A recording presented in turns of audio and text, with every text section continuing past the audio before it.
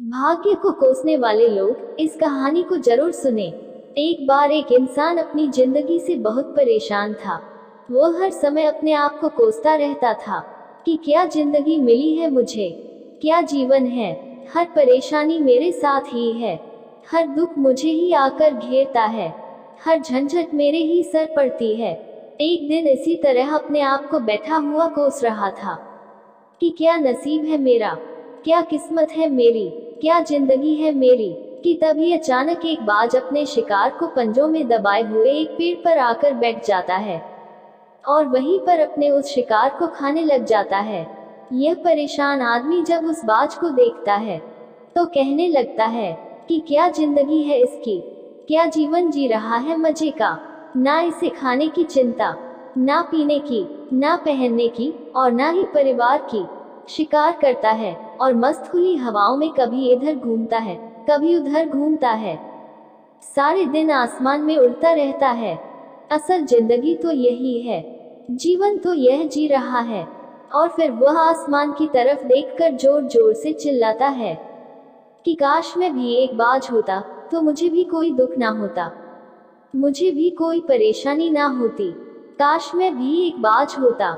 जब वह 2 से 3 बार जोर जोर से चिल्लाता है कि काश मैं भी एक बाज होता तो मुझे भी कोई दुख ना होता, मुझे भी कोई परेशानी ना होती, तो अचानक आसमान में बिजली कड़कने लग जाती है और आसमान से आवाज आती है कि हे इंसान, क्या यह हमने सच सुना कि तू हमारी दी हुई जिंदगी से परेशान है और तू एक बाज बनना चाहता है। तो इस आकाशवाणी को सुनकर यह इंसान हैरान रह जाता है और आसमान की तरफ देखकर कहता है कि हाँ, मैं सच में अपनी इस जिंदगी से बहुत परेशान हूँ, क्योंकि हर परेशानी मेरे साथ ही है, हर दुख मुझे ही है, हर तकलीफ मेरे ही साथ है। तो आसमान से फिर आवाज आती है कि हे इंसान, एक बार फिर सोच ले, हमने तुझे बड़ी प्यारी जिंदगी दी है, लेकिन अगर फिर भी तू चाहता है कि हम तुझे बाज बना दें तो हम तुझे बाज बना देंगे, लेकिन अगर एक बार हमने तुझे बाज बना दिया तो फिर हम तुझे बाज से इंसान दोबारा नहीं बनाएंगे। तो यह आदमी तुरंत जवाब देता है कि मैंने अच्छी तरह से सोच लिया है कि मुझे बाज ही बनना है, और एक बार बाज बनने के बाद मैं दोबारा कभी नहीं कहूँगा कि मुझे इंसान बनना है।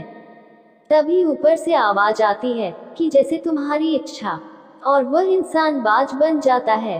बाज बनते ही वह इंसान खुली हवाओं में उड़ने लगता है, कभी उड़ता हुआ इधर चला जाता है, कभी उड़ता हुआ उधर चला जाता है और सोचता है क्या मजे की जिंदगी है। असल जिंदगी तो यही है, ना कोई चिंता, ना कोई परेशानी, ना कोई डर। वह सारा दिन ऊंचे आसमान में उड़ता रहता है, 2-3 मिनट पंख मारता है, उसके बाद पंख मारना बंद कर देता है और लंबे समय तक हवाओं में तैरता रहता है।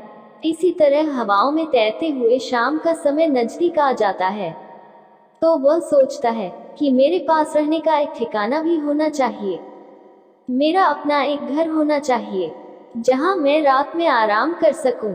तो यह सोचकर वह छोटी छोटी लकड़ियां इकट्ठा करने लग जाता है और एक ऊंचे पेड़ पर अपना घोंसला बनाने लग जाता है।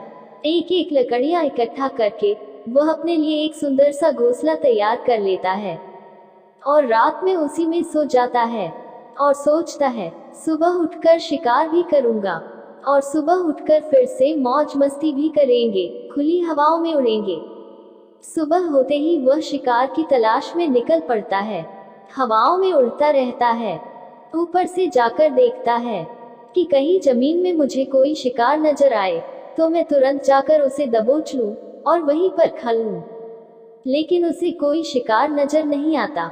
काफी समय बीत जाता है, वह लगातार ऊंचाई से शिकार को ढूंढता रहता है, लेकिन उसे कोई शिकार नहीं मिलता।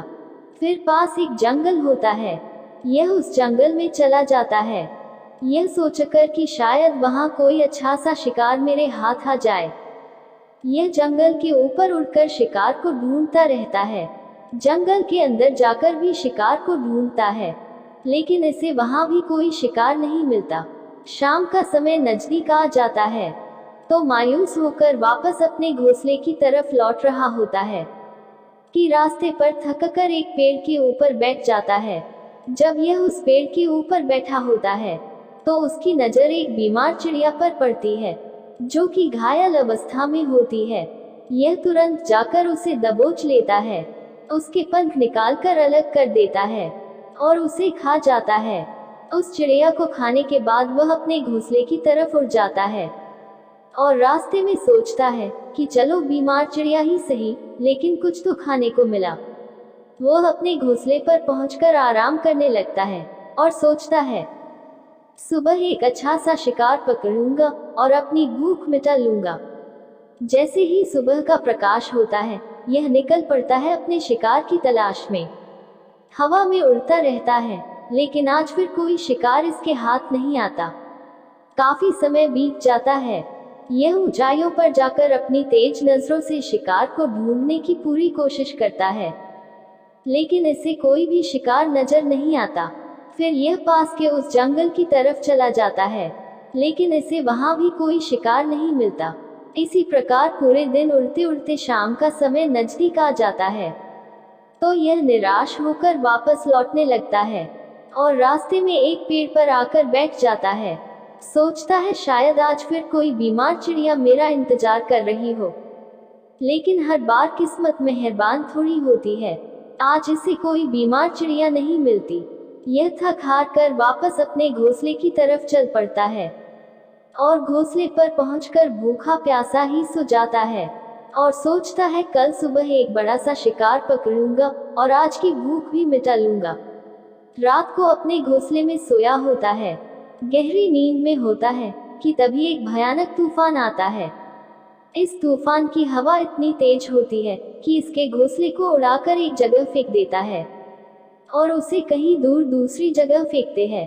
तो यह जहां पर गिरता है वहां नीचे एक नोकदार लकड़ी पड़ी होती है जो इसके पंजे में गड़ जाती है और इसे बुरी तरह घायल कर देती है। तूफान के रुकने के बाद बारिश शुरू हो जाती है। तेज बारिश होती रहती है पर यह किसी तरह से पेड़ों के नीचे छुपकर बैठा रहता है। बड़ी मुश्किल से इसकी रात कटती है। जब सुबह होती है तो बारिश रुक जाती है। बारिश के रुकते ही चारों तरफ खुशियां छा जाती हैं। चारों तरफ हरियाली छा जाती है। नदियां और झरने तेजी से बहने लगते हैं। सब कुछ फिर पहले के जैसा हो जाता है, लेकिन यह बाज अब पहले के जैसा नहीं रहा। इसका पांव बुरी तरह घायल हो चुका है। इसके पंजे में जो लकड़ी लगी थी उसकी वजह से इसका पंजा बुरी तरह क्षत हो गया है।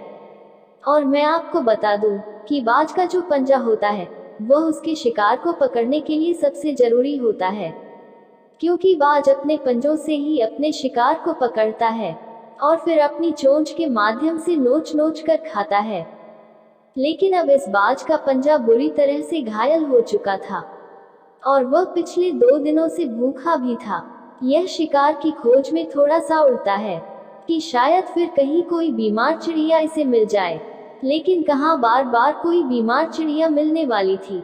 वह कुछ देर तक उड़ता है, लेकिन फिर भूख और दर्द के मारे थक कर एक पेड़ पर आकर बैठ जाता है। वह पेड़ पर आकर बैठ तो जाता है, लेकिन उसे पता नहीं था कि यहाँ एक और मुसीबत उसका इंतजार कर रही है।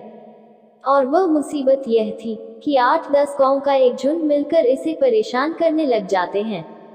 इसके ऊपर आकर इसके घाव में चोट मारने लग जाते हैं। उन्हें भी पता चल जाता है कि यह बाज घायल है और भूख की वजह से कमजोर भी है। यह बाज उनसे बचने के लिए थोड़ा सा उड़ता है और फिर जाकर बैठ जाता है।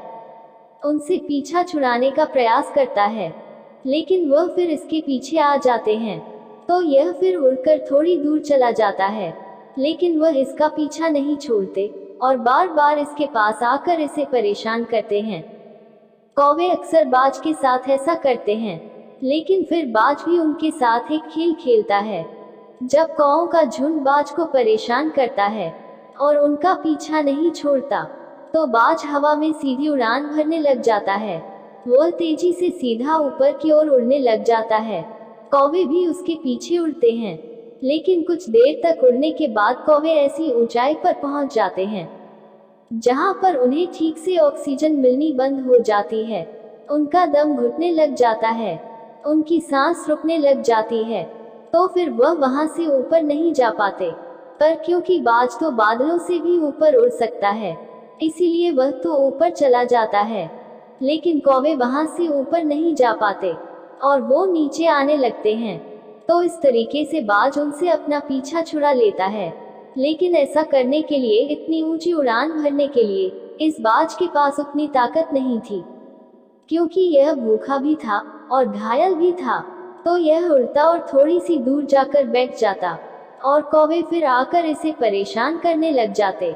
इसी तरह भूख और घायल हालत में एक दिन गुजर जाता है, दूसरा दिन गुजर जाता है, तीसरा दिन गुजर जाता है, लेकिन इस बाज की हालत में कोई सुधार नहीं हो रहा था। वह बद से बदतर होती जा रही थी। चौथे दिन जब यह बिल्कुल खत्म होने पर आ जाता है, इसके अंदर बिल्कुल ताकत नहीं बचती और इसका शरीर इसका साथ छोड़ने लगता है। तो यह किसी तरीके से उड़कर पास ही इंसानों की एक हॉस्पिटल होती है, उसकी छत पर आकर बैठ जाता है और वहां से आने जाने वाले मरीजों को देखता है और अपने आप से कहता है कि काश आज मैं एक इंसान होता, तो ऐसे छोटे मोटे जख्मों का हॉस्पिटल से इलाज करवा लेता या किसी को बता देता कि मैं भूखा हूँ, परेशान हूँ, मेरे साथ यह परेशानी है। लेकिन आज मैं एक ऐसा बेजुबान परिंदा हूँ जो किसी से कुछ नहीं कह सकता, किसी को अपना दुख नहीं बता सकता, किसी से कोई मदद नहीं मांग सकता। यही बात सोचकर वह उसी छत पे अपना दम तोड़ देता है। वह अपनी जान की कुर्बानी तो दे जाता है, लेकिन साथ ही साथ हमें यह सीख भी दे जाता है कि आपको जैसा बनाया गया है, आप जैसे भी हो, उसी में खुश रहो और उसी में बेहतर करने की कोशिश करते रहो, ना कि इस बात से परेशान रहो कि काश में ऐसा होता, काश में वैसा होता, काश मैं यह बन जाऊं। आपको जैसा भी बनाया गया है, आप उसी में अपना सर्वश्रेष्ठ करने का प्रयास करते रहो। यह कहानी तो काल्पनिक है, लेकिन हमें जीवन का एक बहुत ही महत्वपूर्ण नियम सिखाकर जाती है कि हम जैसे भी हैं, अच्छे हैं, बस हमें उसी में अपना सर्वश्रेष्ठ करने का प्रयास करते रहना चाहिए।